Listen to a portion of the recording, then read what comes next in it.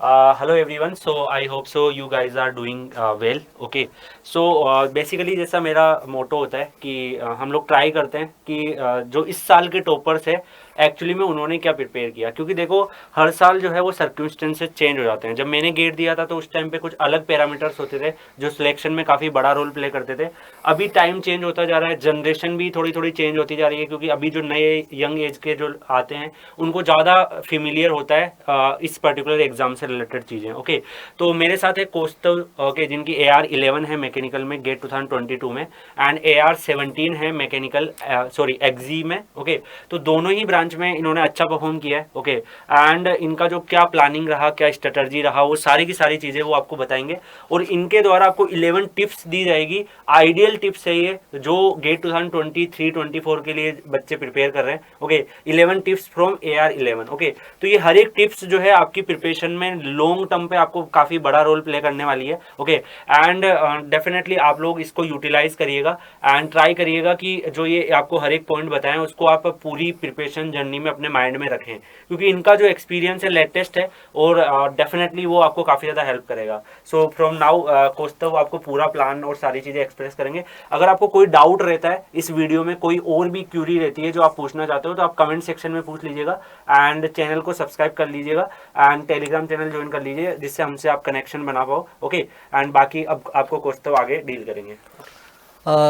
Hello everyone, कैसे हैं आप सब। तो आज मैं मेरा नाम कौस्तव है। जैसे कि आपको पता ही होगा कि I secured AR11 in GATE 2022 examination in mechanical and all India rank 17 in XE examination. तो आज मैं आपके साथ आया हूं आप लोगों को बताने के लिए कि मैंने कैसी स्ट्रैटेजीज फॉलो करी थी जिससे कि मेरी इतनी अच्छी रैंक आई है। तो चलो स्टार्ट करते हैं हम लोग।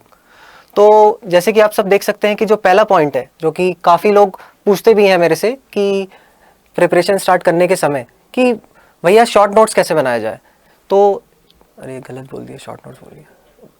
तो जैसे कि काफ़ी लोग मेरे से पूछते हैं, सबसे पहला सवाल यही होता है कि मेरे से पूछा जाता है कि वो है कि भैया नोट्स कैसे बनाऊं, मैं अपने जो नोट्स मैं बनाता हूं वो कैसे बनाने चाहिए, क्या करना चाहिए, आप कैसे नोट्स बनाते थे, तो उसकी हम बात करते हैं। तो मेरे हिसाब से मैं आपको बोलूँगा कि आपको जिस भी आप टीचर से पढ़ते हैं या जिस भी मेंटर को आप फॉलो करते हैं, तो आप जो भी वो पढ़ा रहे हैं क्लास में या जो भी आपको एक एक चीज़ बताई जा रही है, तो आप अगर फर्स्ट टाइम नोट बना रहे हैं तो आप मेक श्योर करिए कि आप सारी की सारी चीज़ें ही लिख रहे हैं। मैं भी जब पढ़ता था, मैं भी जब अपने एस्पायरेंट मोड में था, तो मैं भी सारी चीज़ें नोट डाउन करता था। बहुत सारे बच्चे ऐसे रहते हैं जो कि क्या करते हैं कि चीज़ें समझ में उनको आ जाती है काफ़ी सारी चीज़ें, तो वो उसको नोट्स में पुट नहीं करते हैं। तो ऐसा नहीं है, ऐसा आपको नहीं करना चाहिए, क्योंकि आपको ले दे के 14 सब्जेक्ट्स पढ़ने हैं। आपको अगर 14 सब्जेक्ट्स पढ़ने हैं, आपको अभी लग रहा है कि आपको वो चीज़ आती है, लेकिन अगर आप अभी नहीं लिखेंगे तो 4 महीने बाद या 5 महीने बाद अगर आप उसको रिविजिट करेंगे तो कोई गारंटी नहीं है कि आपको वो चीज़ उस समय भी आती होगी। तो मेरा आपको ये सजेशन रहेगा कि आप हर एक चीज़ जो भी आप लिख सकें, हिंदी में इंग्लिश में आप लिख लीजिए जो भी आपको चीज़ें समझ में आए। ठीक है, तो शॉर्ट नोट्स तो आप नोट्स ऐसे बना सकते हैं। चलिए नेक्स्ट पॉइंट है कि हाउ टू स्टडी मैथ्स, कि मैथ्स कैसे पढ़ा जाए।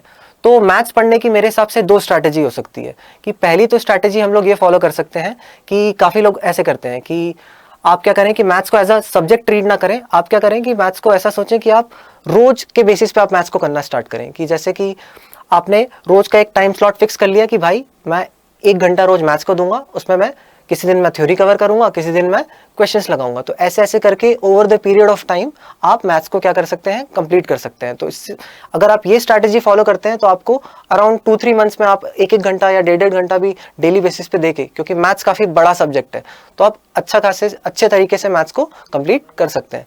ठीक है, सेकेंड स्ट्रैटेजी इसमें मैथ्स में जो बताऊंगा, जो मैंने फॉलो करी थी, कि मैंने मैथ्स को भी एक एज अ सब्जेक्ट ही ट्रीट किया था। तो मैंने मैथ्स को जैसे मैं बाकी सब्जेक्ट्स पढ़ता हूँ मैंने वैसा ही पढ़ा था, और उसके बाद मैंने सब्जेक्ट की तरह ही मैथ्स को डील किया और मैंने पूरा का पूरा मैथ्स कंप्लीट कर दिया। ठीक है, तो ऐसे हम मैथ्स को देख सकते हैं। आपको डिसाइड कर लीजिए आप कि आप कौन सी कैटेगरी में हो और आपको क्या सही लगता है, तो उसके हिसाब से आप अपने लिए डिसाइड कर लीजिए। हाँ, थर्ड स्ट्रैटेजी जो हम लोग डिस्कस करेंगे वो है, आप जैसे कि स्क्रीन पे देख रहे हैं कि थर्ड स्ट्रैटेजी है इंपॉर्टेंस ऑफ शॉर्ट नोट्स। की शॉर्ट नोट्स की मैं आपको इंपॉर्टेंस बता रहा हूँ कि बहुत सारे जो एस्पायरेंट्स हैं वो मेरे हिसाब से ये चीज़ मिस कर देते हैं कि वो शॉर्ट नोट्स नहीं बनाते हैं। उनको लगता है कि जो नोट्स कॉपी में बना लिए, मोटी मोटी किताबें लिख ली, इतने सारे नोट्स हो गए तो वो ही मोर देन इनफ है। उनको लगता है कि एग्जामिनेशन के पहले भी वो मोटी मोटी कॉपी को पलटा के, पन्ने पलटा के वो देख लेंगे या कर लेंगे, उनको ऐसा लगता है। बट मेरे हिसाब से ये सही तरीका नहीं है, क्योंकि आपको भी पता है कि आपको 14 सब्जेक्ट्स हैं आपके पास, इतने बड़े बड़े, ठीक है। तो आप 14 के 14 सब्जेक्ट्स की आप रोज अगर रिवीजन आप कॉपी पलटा के, जो आपने नोट्स की बनाई है मोटी मोटी सी, वो आप कॉपी पलटा के करना पॉसिबल नहीं है। तो आपको क्या करना है कि एक कॉपी लेनी है और उसमें आपको शॉर्ट नोट्स बनाने ही हैं, और आपको कोशिश करना है कि आप जो भी चीज़ आपने कॉपी में लिखी है उसको आप कंसाइज वे में लिखें और आपको तरीके से लिखें। और एक और चीज़ मैं शॉर्ट नोट्स में मेंशन करना चाहूँगा कि शॉर्ट नोट्स आप बहुत ही अच्छे तरीके से बनाएं। मतलब एटलीस्ट अगर आपकी राइटिंग खराब भी है तो भी आप कोशिश करिए कि आप साफ साफ लिखें, ताकि आप जब पढ़ रहे हो तो आपको देख के बुरा ना लगे, और मतलब कि क्या लिख दिया, और आपको ये भी ना दिक्कत रहे कि क्या बोल रहा था मैं, एक सेकंड, कि आपको पता लगना, आप अगर आपकी राइटिंग हैंड राइटिंग सही भी नहीं है तो आपको एग्जैक्ट ये बेसिकली आइडिया रहना चाहिए कि आपने जो लिखा है वो आपको समझ आना चाहिए। तो ऐसे आप शॉर्ट नोट्स बना सकते हैं। शॉर्ट नोट्स भी दो तरीके के होते हैं। जैसे मैंने जो शॉर्ट नोट्स बनाए थे उसको, मतलब मैं कोशिश करता था कि मैंने जो भी चीज़ पढ़ी है, जैसे कि हम बात कर लेते हैं, सोम की बात करते हैं हम लोग, तो जैसे अगर मैंने सोम स्टार्ट किया बनाना है शॉर्ट नोट्स, तो मैं क्या करता था कि सोम में जितनी भी चीज़ें मैंने पढ़ी है, जितने भी टॉपिक्स हैं, उसको मैंने कंसाइज वे में सारी की सारी चीज़ें लिख दी, मैंने एक भी चीज़ छोड़ी नहीं। तो इसका मकसद ये रहता था कि मैं जब 5 महीने बाद या 6 महीने बाद अगर मुझे फिर से सोम को रिविजिट करना है तो मैं क्या करता था कि जस्ट मैं शॉर्ट नोट्स ही ब्रश थ्रू कर लेता था और मुझे सारी चीज़ें क्लैरिटी मुझे आ जाती थी और मुझे सारी चीज़ें समझ में आ जाती थी। और उसके बाद मैं क्या करता था, सीधे ही क्वेश्चन प्रैक्टिस में जुट जाता था। ठीक है, तो मैं ऐसा करता था। कुछ लोग ऐसा करते हैं कि जैसे आप लोग में से काफ़ी लोग करते होंगे ऐसा, कि मैंने देखा है कि माइक्रो नोट्स बनाते हैं। माइक्रो नोट्स मतलब ये होते हैं कि आपने ऐसी चीज़ें लिखी कि जिसमें आप अटकते हैं, मतलब आपने सारी चीज़ें मेंशन नहीं करी है उसमें, आपने ऐसी चीज़ें ही मेंशन करी है जिसमें आप अटकते हैं। तो काफ़ी लोगों को मैंने ये भी करते हुए देखा है। तो आपको देखना है कि आपके लिए क्या सही है, आप दोनों बना के देख लीजिए आपके लिए क्या सही लग रहा है आपको। और तीसरी चीज़ मैं मेंशन करना चाहता था शॉर्ट नोट्स में कि लोग क्या करते हैं कि पूरा का पूरा सिलेबस कंप्लीट होने का इंतजार करते हैं शॉर्ट नोट्स बनाने के लिए। तो आपको ऐसा नहीं करना है। और कुछ लोग ऐसा करते हैं कि जैसे सब्जेक्ट चल रहा है उसी समय शॉर्ट नोट्स बनाना स्टार्ट कर देते हैं। ठीक है, तो आपको दोनों ही काम नहीं करना है। ठीक है, आपका आइडियल तरीका क्या होता है शॉर्ट नोट्स बनाने का, वो हम डिस्कस करते हैं कि आइडियल तरीका ये है कि आपको शॉर्ट नोट्स जैसे ही एक सब्जेक्ट कंप्लीट हुआ है, मतलब और आपने क्वेश्चंस कर लिए हैं और पूरी तरीके से ले दे के आपने कहने का मतलब है कि सब्जेक्ट पैक कर लिया है, तो उसके बाद आप क्या करिए कि आप रिविजिट करिए सब्जेक्ट को और आप देखिए, और आपको पूरा आइडिया लग ही चुका है अभी सब्जेक्ट का, और आप शॉर्ट नोट्स अब बना लीजिए। ठीक है, और आप जो भी आपको तरीका सही लगे माइक्रो नोट्स का या शॉर्ट नोट्स का ही, और आप वो सब्जेक्ट कंप्लीट होने के बाद मेक श्योर करिए कि आप वो बना रहे हैं। तो इस तरीके से हमने शॉर्ट नोट्स के बारे में भी डिस्कस कर लिया। चलिए, तो नेक्स्ट हम चलते हैं, नेक्स्ट स्लाइड में चलते हैं। अच्छा, नेक्स्ट थिंग जो हम डिस्कस कर रहे हैं वो है इफेक्टिव रिवीजन स्ट्रैटेजी। कि काफ़ी लोग पूछते हैं कि आप रिवाइज कैसे करते थे, रिवीजन का सही तरीका क्या होना चाहिए, और एक टॉपर कैसे रिवीजन करता है, हम लोग वो डिस्कस करते हैं। ठीक है, तो मैं जो स्ट्रैटेजी फॉलो करता था उसका नाम होता है बेसिकली 111 स्ट्रैटेजी में फॉलो करता था। कि जैसे कि मैं मान लेते हैं, मैं आपको फॉर इंस्टेंस बताता हूँ कि मैंने आज कोई चीज़ पढ़ी, ठीक है, तो कल अगर मैं वही चीज़ पढ़ रहा हूँ तो नेक्स्ट डे मैं क्या करूँगा कि मैंने जो कल पढ़ा था उसको मैं एक बार आज देख लूंगा। ठीक है, और एक बार आपने अगर वो चीज़ पढ़ ली है तो आपके दिमाग में वो चीज़ घुस गई है। इसके बाद आप क्या कर सकते हैं कि उस चीज़ को अपने दिमाग में रिटेन करने के लिए उसी चीज़ को आप 1 वीक बाद, एक हफ्ते बाद आप पढ़ने की कोशिश करिए। ठीक है, 1 वीक आपने पढ़ लिया तो आपके वो जो कॉन्सेप्ट आपने पढ़ा था वो आपके दिमाग में 2 बार आपके दिमाग के थ्रू निकल गया वो। ठीक है, अब तीसरे बार आप क्या करेंगे कि आप 15 दिन बाद करेंगे, या बहुत सारे लोगों के लिए 1 मंथ के बाद भी आप वो चीज़ रिविजिट कर सकते हैं। तो ऐसा करने से क्या होता है कि आपने एक ही चीज़ को 3 बार आपने पढ़ लिया है। अगर आप एक ही चीज़ को 3 बार में पढ़ लेते हैं तो कहीं ना कहीं वो आपके दिमाग में बैठ ही जाएगा। ठीक है, तो सबसे सही तरीका है रिवीजन का कि आप ये करें कि सबसे पहले तो 1 दिन बाद करें, उसके बाद फिर आप 1 हफ्ते बाद करें, और उसके बाद आप 1 महीने या 15 दिन, जैसा भी आपको सही लगे आप वैसा करें। ठीक है, तो एक और चीज़ मैं डिस्कस करना चाहता था कि काफ़ी लोग क्या करते हैं कि एक सब्जेक्ट कंप्लीट करने के बाद एक बार ये वाली स्ट्रैटेजी फॉलो कर लेते हैं, और उसके बाद जैसे ही नेक्स्ट सब्जेक्ट्स पे वो मूव करते हैं। मान लीजिए कि आपने टोम पढ़ा था, ठीक है, और उसके बाद आपने ये स्ट्रैटेजी फॉलो करी, शुरू में आपने टोम कंप्लीट भी कर लिया, उसके बाद आपने 2-3 सब्जेक्ट और पढ़ना स्टार्ट करे, तो आपने क्या, बहुत सारे लोग मिस कर देते हैं कि वो जो उन्होंने पहले पढ़ा था उसको ये मिस कर देते हैं और वो रिविजिट करते ही नहीं है। तो ऐसा भी आपको नहीं करना है, क्योंकि अगर आपने एक बार चीज़ को पैक करके कंप्लीट करके छोड़ दिया तो आप यकीन मानिए कि आप नेक्स्ट टाइम अगर उसको उठा के देखेंगे ना, और आपने अगर रिवीजन सही से नहीं किया तो आपको उतना समय तो नहीं लगेगा, लेकिन आपको काफ़ी समय लग जाएगा। तो और प्रिपरेशन के समय आपके पास इतना समय नहीं है, तो आप मेक श्योर करिए कि अगर एक चीज़ आपने पैक कर दिया है तो वो आपके दिमाग से कभी भी निकले नहीं, ठीक है। नेक्स्ट इज की हाउ टू स्टडी एप्टीट्यूड, की एप्टीट्यूड कैसे पढ़ें, ठीक है। तो मैं अपने बारे में बताता हूँ, जैसे कि मैं एप्टीट्यूड को जैसे मैंने जेई के समय से ही, मतलब जेई मैंने दिया था तो मेरा एप्टीट्यूड पहले से ही मैंने तैयारी कर रखी थी, तो मेरा एप्टीट्यूड ठीक था।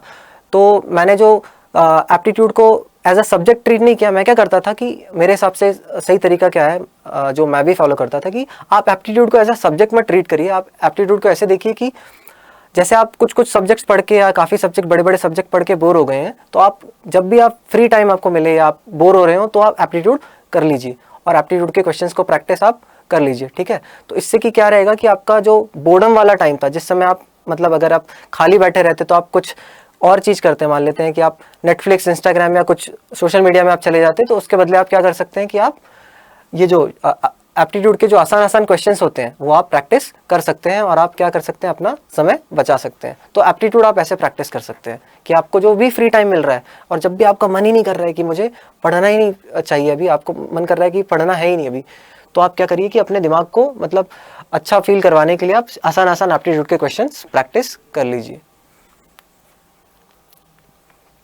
हाँ, नेक्स्ट क्या है, नेक्स्ट है कि when to start giving test. हाँ, ये बहुत ही अच्छा पॉइंट है कि कब से हमें टेस्ट देना स्टार्ट करना चाहिए, ठीक है। बहुत सारे जो एस्पायरेंट्स मिस्टेक करते हैं कि वो क्या करते हैं कि वो वेट करते हैं कि एक बार मैं जाके सारे सब्जेक्ट्स कंप्लीट कर लूँगा, सब कुछ मैं एकदम सारे सब्जेक्ट्स में मैं प्रो बन जाऊँगा, फिर मैं अपने आप को टेस्ट करना स्टार्ट करूँगा, ठीक है। तो ये बहुत ही गलत माइंडसेट है, ठीक है। आप ऐसा नहीं कर सकते। सही तरीका क्या है, टेस्ट कब अटेम्प्ट करना चाहिए, वो आपको मैं शेयर करता हूँ आपके साथ। कि मान लीजिए कि आपने कोई सब्जेक्ट उठाया और आपने उसको कंप्लीट कर दिया, ठीक है। आपने अब सब्जेक्ट वो कंप्लीट कर दिया और आपने जितने भी रिसोर्सेज आपके पास अवेलेबल हैं आपने सारों का यूज़ किया और आपने क्वेश्चन प्रैक्टिस भी इनफ कर ली है और आपको आइडिया है कि किस किस तरीके के क्वेश्चंस पूछे जा सकते हैं, मोर और लेस, ठीक है। PYQs भी आपने कंप्लीट कर ली हैं, ठीक है। तो उसके बाद आप क्या करेंगे कि आपका बेसिक काम है कि उसके बाद आपको एक सेकंड, इसमें कट हो जाएगा ये।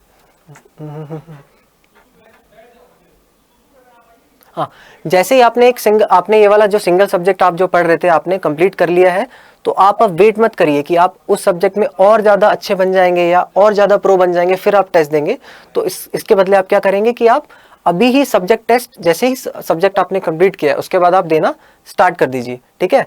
तो इससे क्या रहेगा ना कि आपने जो PYQs में आपने जो क्वेश्चंस नहीं देखे होंगे या जो आपने रिसोर्सेज रेफर किए उसमें जो क्वेश्चंस नहीं देखे होंगे, तो वो क्वेश्चंस आप जब पार्ट टेस्ट देंगे ना, तो आपको ऐसे क्वेश्चंस जो आपने मिस कर दिए हैं या आपको नहीं पता, ऐसे भी क्वेश्चंस आपको दिख जाएंगे। तो आप टेस्ट सीरीज दे दे के ये वाली जो पार्ट टेस्ट होती है उससे आप और क्वेश्चन प्रैक्टिस कर सकते हैं। तो टेस्ट सीरीज जो ये पार्ट टेस्ट होते हैं ना, उसका मेन ऑब्जेक्टिव ये नहीं होता है कि आपको टेस्ट करना। बेसिकली बहुत सारे लोग क्या करते हैं कि ये जो पार्ट टेस्ट होते हैं उसको एज अ इवैल्यूएशन देखते हैं कि भाई मेरे को कितना आता है और मैं कितना ये सब्जेक्ट को जानता हूँ। तो आपको ये माइंडसेट नहीं रखना है। This is not a good mindset.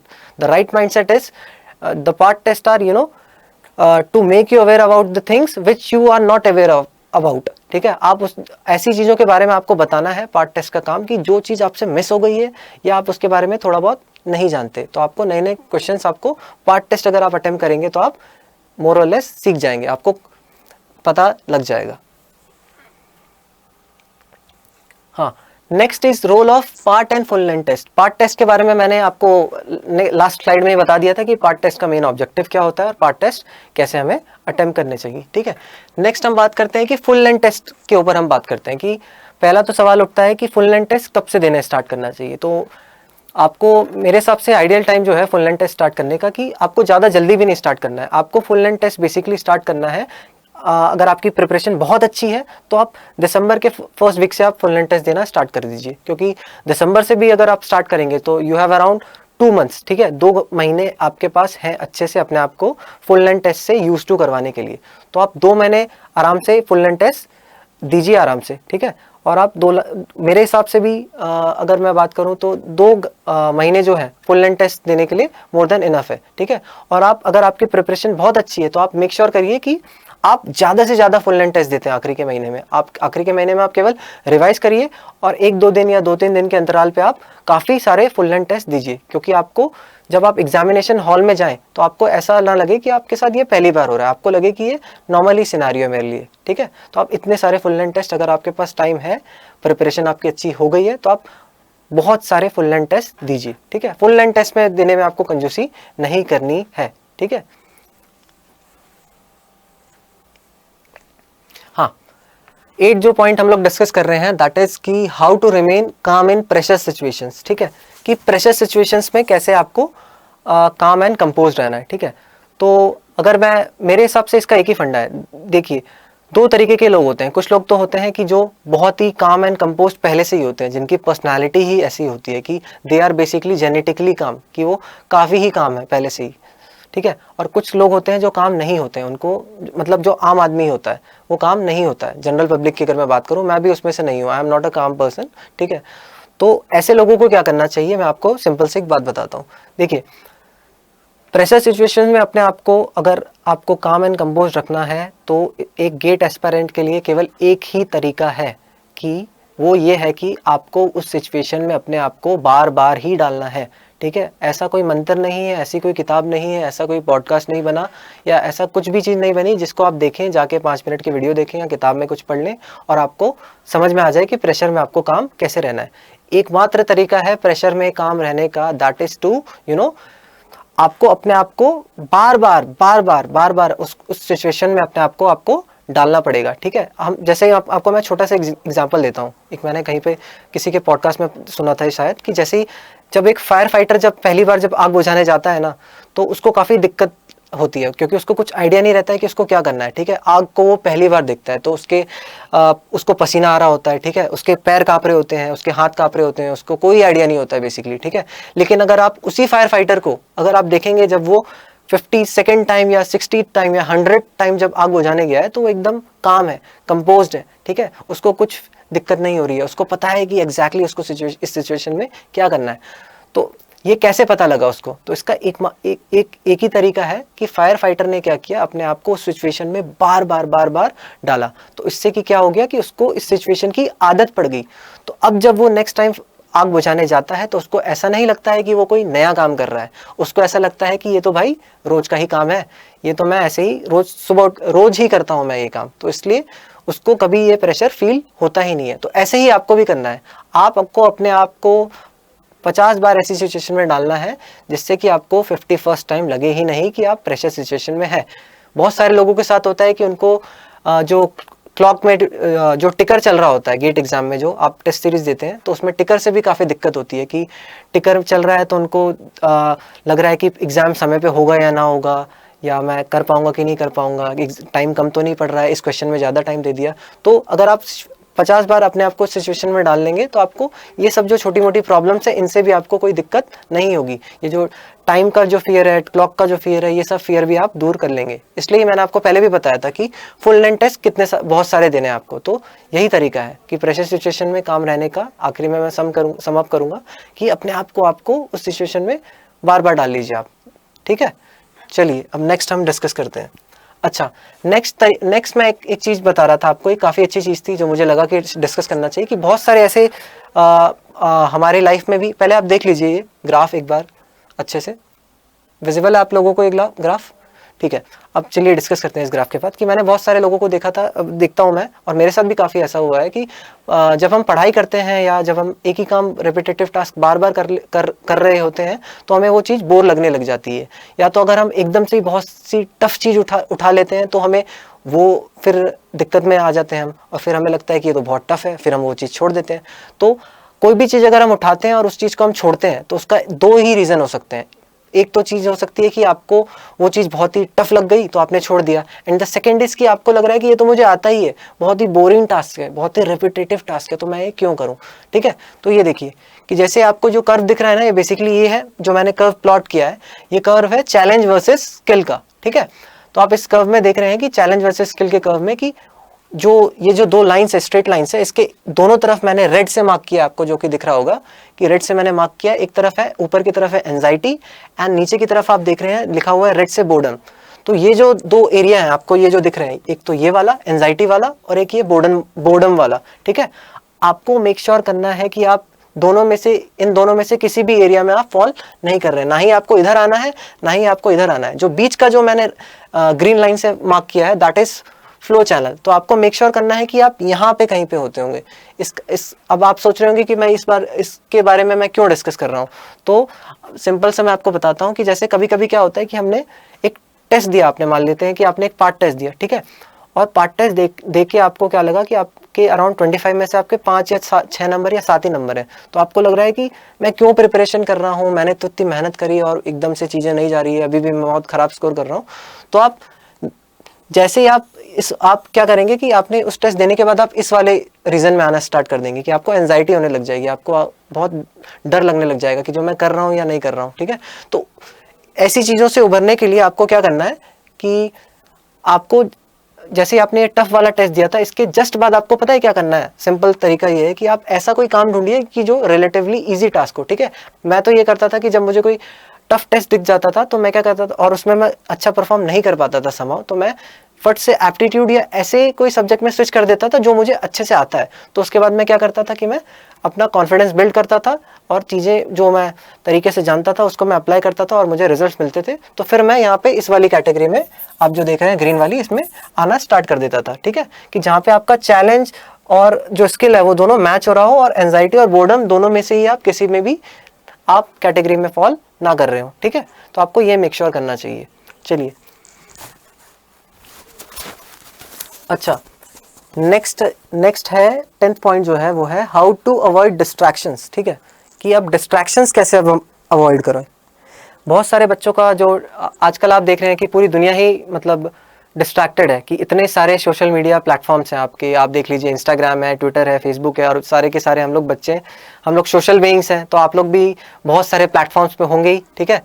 तो सबसे बड़ा एक जो एस्पायरेंट दिक्कत महसूस करता है या दिक्कत फेस करता है वो यही है कि डिस्ट्रैक्शन से कैसे अवॉइड करें। कि पढ़ता हूँ, सब कुछ तरीके से करता हूँ, लेकिन 4 दिन या 5 दिन 6 दिन काम सही चलता है एंड उसके बाद मैं समहाउ डिस्ट्रैक्ट हो जाता हूँ। तो डिस्ट्रैक्शन से कैसे बचें, अब इसके बारे में हम थोड़ा डिस्कस करते हैं। देखिए मेरे हिसाब से तो सिंपल सा इसका एक सोल्यूशन यही है कि जो भी आप एग्ज़ाम के लिए, अगर आप गेट एंड ईएससी की बात करें, अगर आप जो तैयारी कर रहे हैं इसके लिए, तो जो गेट एंड ईएससी की एग्जामिनेशन है, आपने देखा होगा कि over the period of time इसका जो बार है, मैं अगर बात करूं तो 2020 के बाद से काफ़ी ऊपर उठ गया है, ठीक है। तो काफ़ी टफ एग्जाम ये हो गई है, ठीक है। तो अब क्या हो गया है, ये गेम बहुत और टफ हो गया है 2020 के बाद से। तो आपको मेक श्योर करना पड़ेगा कि अगर आपने बहुत टफ चीज़ का या टफ गोल अगर आपने सेट कर लिया है, ठीक है, तो उसके बाद आपको वो, अच्छा एक सेकंड, में मेरा मुंह भी सूख गया है, पानी में है या यहाँ पे, ये तो एडिट हो जाएगा ना।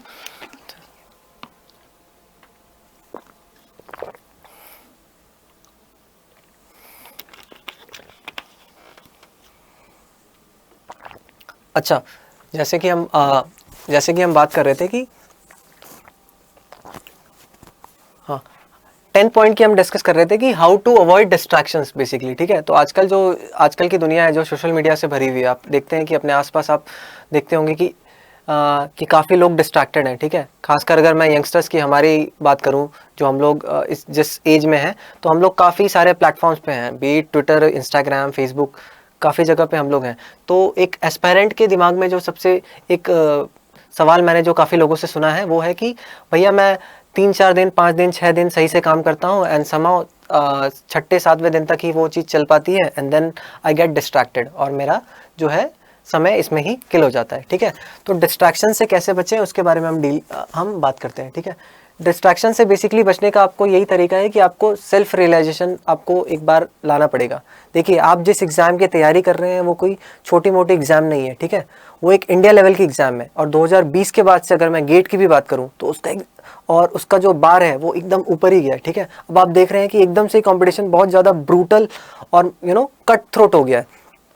तो अगर आप इतने बड़े गोल लेके चल रहे हैं, ठीक है, तो ये सब जो चीज़ें हैं ना, हाउ टू अवॉइड डिस्ट्रैक्शन, कि मेरा इंस्टाग्राम में टाइम चले जाता है, ये चले जाता है, वो चले जाता है, इसके लिए मैं भी आपको कोई मंत्र या कोई चूरन या ऐसा कुछ नहीं दे सकता। इसके लिए आपको बेसिकली सेल्फ रियलाइजेशन ही करना पड़ेगा कि जो मेरा जो गोल है या जो मेरा जो एम है वो बहुत बड़ा है, ठीक है। तो उसके लिए मुझे मेक श्योर करना पड़ेगा कि ये जो चीज़ें हैं, जो चीज़ मुझे डिस्ट्रैक्ट करती है, डिस्ट्रैक्शंस कुछ भी हो सकते हैं, तो उससे मुझे दूर रहना पड़ेगा, ठीक है। या तो फिर आप ये जो आपने बड़ा दिमाग में जो गोल लिया है उसको आप छोड़ दीजिए, या तो आप फिर क्या करिए कि ये सब चीज़ें से ऊपर उठिए और अपने लिए जो सही काम है वो करिए।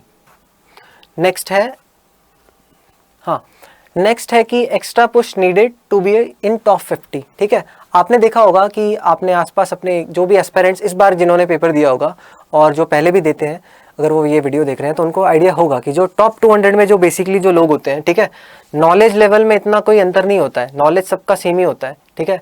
कि ऐसा नहीं है कि टॉप 200 वाले को बहुत ही ज़्यादा आता है, जो टॉप 1 जो ला रहा है या जो टॉप 20 में ला रहा है उसको बहुत ही ज़्यादा आता है एज़ कम्पेयर टू 200 वाले से। ऐसा कुछ नहीं होता है, नॉलेज लेवल दोनों का सेम ही होता है।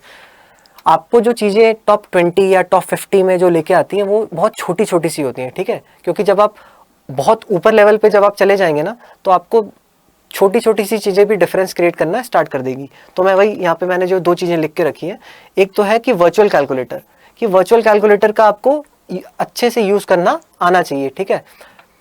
And second is creating the exam situation at home. हाँ, ये काफ़ी अच्छी बात है कि मैंने काफ़ी लोगों को देखा है कि वो पार्ट टेस्ट में या फुल टेस्ट या जो भी देते हैं, वो पार्ट टेस्ट में तो बहुत कम ही लोग वर्चुअल कैलकुलेटर यूज़ करते हैं। मैंने देखा है कि वो सिंपल वाला कैलकुलेटर ही यूज़ करते हैं। तो आपको ऐसा कुछ नहीं करना है। आप अगर कोई सा भी एग्जाम दे रहे हो या कुछ full length test, part test या कुछ भी, आपको मेक श्योर करना है कि जो आप एग्जाम में कर रहे हैं आप वो टेस्ट देते समय भी कर रहे हैं, समझे। आपको ऐसा नहीं करना है कि आपको नॉर्मल वाला कैलकुलेटर यूज़ कर लेना है, ठीक है। या तो आप एक सेकेंड, भूल गया।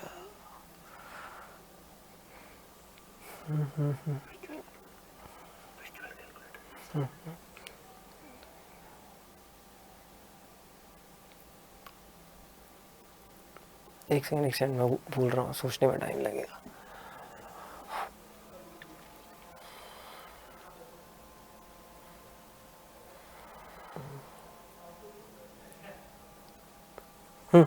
आपको क्या करना पड़ेगा कि वही सिचुएशन आपको घर पे बनानी पड़ेगी, ठीक है।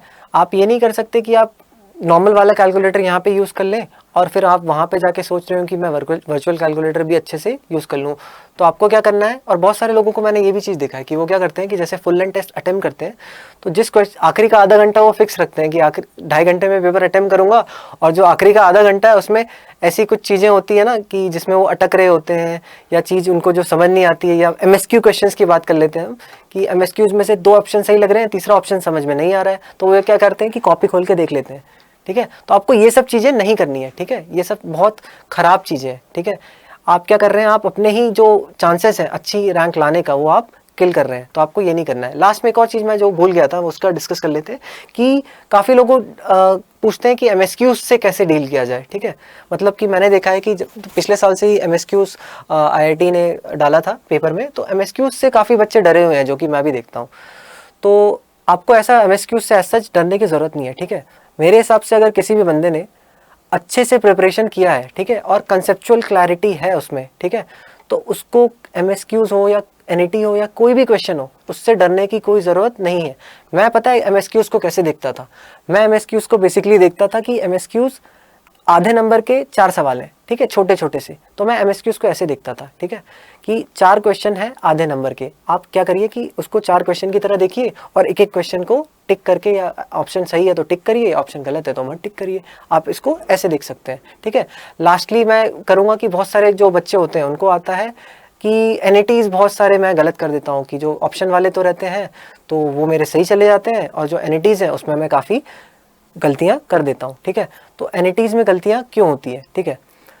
तो NETs में गलतियां इसलिए होती है कि आपका जो नॉर्मल वाले जो क्वेश्चंस होते हैं, बेसिकली जो MCQs होते हैं, उसमें आपके पास 4 ऑप्शंस होते हैं, ठीक है। तो मान लीजिए कि आपने कोई MSQ सॉल्व किया, सोम का MSQ था, ठीक है, एक्सियल लोडिंग के ऊपर कुछ चीज़ मांग लिया था कि डिफ्लेक्शन पूछ लिया एक जगह पे, और एक जगह पे कुछ और चीज़ पूछ लिया कि स्ट्रेस पूछ लिया, ठीक है। तो अगर आपने क्या किया है कि MCQ अगर वो है, ठीक है, तो आप क्या करेंगे कि आपने सॉल्व किया क्वेश्चन को और आपने फिर क्या किया कि 4 जो ऑप्शन दे रखे हैं उससे अपना आंसर मैच किया, तो आपने देखा कि किसी से आंसर मैच नहीं हो रहा है। कहने का मतलब ये है कि अगर आपने सॉल्व किया, आपका आंसर मैच नहीं किया, स्टिल आपके पास एक फिर से अटेम्प्ट है कि आप फिर से क्वेश्चन सॉल्व करें और फिर से उसको मार्क करके आगे बढ़ सकें, मतलब सही सॉल्व करके। लेकिन NAT में क्या है कि आप एक बार अगर आपने सॉल्व कर लिया तो आप पीछे मुड़ के नहीं देख सकते।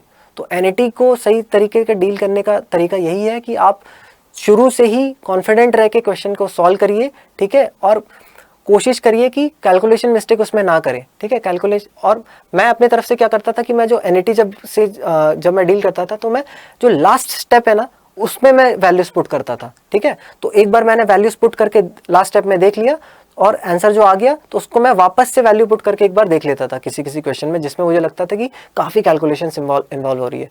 तो आप NATs में आप ये कर सकते हैं कि लास्ट स्टेप में आप पुट करें, सारी वैल्यूज प्लग इन करें, ठीक है। तो ऐसे आप NATs से भी डील कर सकते हैं और MSQ का मैंने आपको पहले ही बता दिया, ठीक है। तो ये सब चीज़ें आप कर सकते हैं मेरे हिसाब से, जो कि आपको एक नॉर्मल गाय से लेके आपको भी एक टॉपर बना सकती है, ठीक है।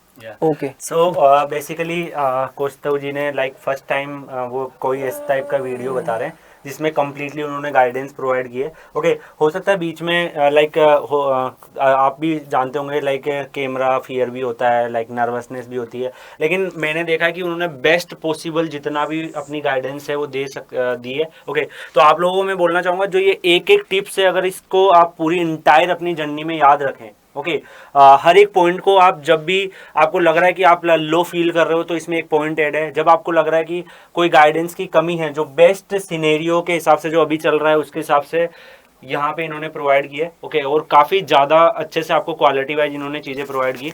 तो आई होप सो कि आपको ये सेशन जो है वो काफ़ी अच्छा लगा होगा। आप इसको शेयर करिएगा उन सभी बच्चों के साथ, सारे ब्रांच के बच्चों के साथ जो गेट की प्रिपरेशन कर रहे हैं या किसी भी कॉम्पिटिशन एग्जाम की प्रिपरेशन कर रहे हैं, क्योंकि ऑलमोस्ट जो स्ट्रेटजी और प्लानिंग होती है वो सेम ही होती है।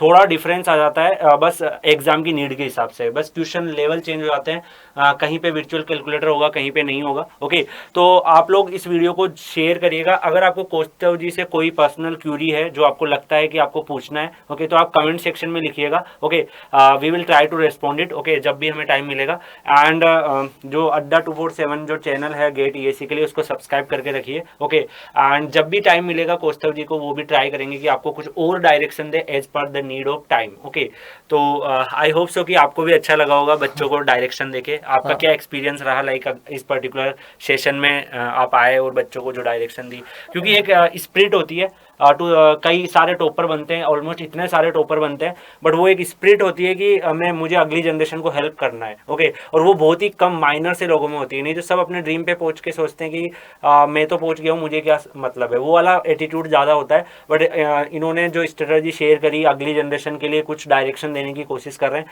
That is like highly appreciable thing. Okay, तो आपका क्या एक्सपीरियंस रहा लाइक? पहले तो कुलदीप सर को मेरी तरफ से बहुत थैंक यू, जो कि जिन्होंने मुझे एक चांस दिया कि अपनी बात आप लोगों तक पहुंचाने के लिए, और मुझे काफ़ी अच्छा लगा। पहली बार ऐसा है कि मैं कुछ कैमरा के सामने ऐसा बोल रहा हूँ। मेरे को ऑनलाइन का ऐसा इतना एक्सपीरियंस है नहीं, तो मुझे थोड़ा भी दिक्कत लग रहा था कि मैं सही बोल भी रहा हूँ कि नहीं बोल रहा हूँ। बट समहाउ हम लोगों ने ठीक तरीके से, कुलदीप सर ने भी मेरी मदद करी और हमने ठीक तरीके से जो मुझे अपनी बातें पहुंचानी थी मैंने पहुंचा दी। अच्छा, मतलब मेरी तरफ से आई जस्ट होप कि आप लोगों को ये सेशन ठीक लगा होगा और आपकी जो भी क्वेरीज या डाउट्स होंगे वो मुझे ऐसा लग रहा है कि लाइक आपकी वीडियो देख के लाइक कोई तो ऐसा होगा जो ये लाइक ये माइंड में उसके चल रहा है, सर आप इतने हैंडसम एंड क्यूट लग रहे हो, तो कोई लाइक सिंगल हो या लाइक कुछ है? नहीं, अभी तक तो मैं सर मतलब सिंगल ही हूँ।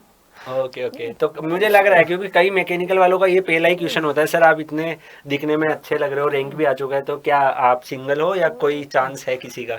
क्या पता कोई देख रहा हो आपको। नहीं, अभी तक तो सिंगल हूँ। सोच रहा हूँ कि इंस्टाग्राम का लिंक दे देता हूँ डिस्क्रिप्शन में। तो ये थोड़ा सा एक्स्ट्रा लाइक होता है, आपको ये होना चाहिए। कई स्टूडेंट्स को लगता होगा कि टॉपर कोई लाइक बहुत ही बड़े कुछ होते हैं, उनकी पर्सनल लाइफ, उनका इंजॉयमेंट सब कुछ होता है, जो आप करते हैं वो टॉपर भी करते हैं, बट वो स्टडी पे फुल्ली कंसंट्रेट भी होते हैं, ठीक है, उनकी भी नॉमिनल लाइफ होती है, वो भी सोशल मीडिया भी यूज़ करते हैं, बट हर एक चीज़ को वो अंडर द लिमिट करते हैं, और जो स्टडी है उसको सबसे ज़्यादा इंपॉर्टेंस देते हैं, क्योंकि वो अभी सबसे ज़्यादा इंपॉर्टेंट आपकी लाइफ में है। ओके, बाकी सारी चीज़ें आप अपनी इंटायर लाइफ में कर सकते हो। Okay, so I want thank you from एक स्टूडेंट चीज़ मैं और ऐड कर रहा साइड। था। एक चीज़ मैं आपको लास्ट में बता रहा था कि कुलदीप सर से मेरी बात हो रही थी कि आप, जैसे कुलदीप सर ने भी बताया कि अगर आप स्टूडेंट हैं तो मेरी तरफ से तो आपको ये रहेगा एडवाइस कि आपकी प्रायोरिटीज़ बेसिकली सेट रहनी चाहिए कि आपको किस तरफ जाना है। ठीक है, कि बहुत सारे लोग, जैसे हमने डिस्ट्रैक्शन पे भी बात किया था, तो वही है कि सोशल मीडिया वगैरह चीज़ें, बहुत सारी आपकी चीज़ें आसपास है, लेकिन अगर आप, मेरे हिसाब से ये जो गेट की एग्जाम है वो इतनी भी टफ एग्जाम नहीं है जितना हमने अपने दिमाग में बना लिया। कुलदीप सर जैसे कि डेफिनेटली, मतलब अगर हम एक होता है ना कि वीडियो आएंगे 15 घंटे पढ़ो हाँ, या हाँ, हाँ, 20 घंटे हाँ, पढ़ो,